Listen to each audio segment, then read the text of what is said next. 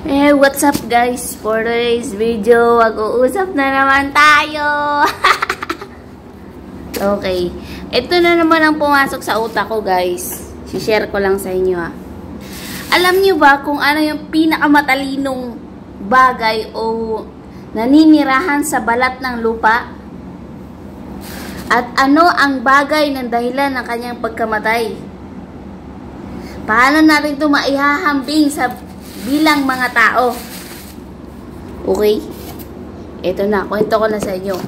Ang pinakamatalinong nilalang sa balat ng lupa ay ang octopus. Alam nyo ba kung bakit?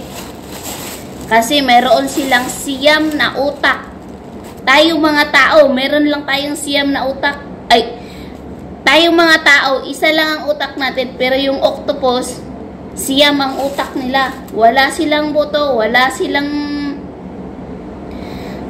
ano sa atin, pero yung utak nila siyam. Tayo, kompleto tayo, pero yung utak natin isa lang. Ngayon, dito na tayo sa nakaano sa utak ko. Sila yung may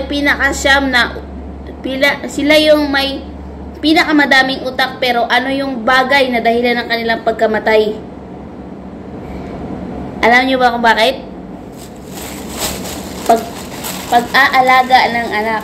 Alam nyo ba na sa loob ng 6 na buwan, binabantayan lang nila yung mga anak nila, yung mga itlog nila, hanggang sa mabuo na, hanggang sa kaya nang mabuhay, hanggang sa mamuhay na mag-isa. Tapos, sa loob ng 6 na buwan, hindi sila kumakain. Binabantayan lang nila yung anak nila. Pagkatapos ng 6 na buwan na yung mga anak nila ay kanya-kanya na, magsialisa na, yung octopus na yun, mamamatay yun. Ngayon, anong lesson natin yun sa buhay natin? Ang isang tao pala na ang pababasihan mo sa pagiging isang matalino o sa pagkakaroon ng maayos na utak na, maayos na pag-iisip, yun palang taong inuuna ang anak. Inuuna ang future ng anak. Doon mo mababase. Kapag pala ang isang tao inuuna yung future ng anak, ibig sabihin matalino. Kasi sa octopus, siyam yung utak niya, pero ang dami niyang pwedeng pagkaaabalahan, ang dami niyang pwedeng iisipin, ang dami niyang pwedeng gawin, pero bakit niya inuna bantayan yung anak niya? Sa loob ng 6 na buwan, hindi siya kumakain. Okay?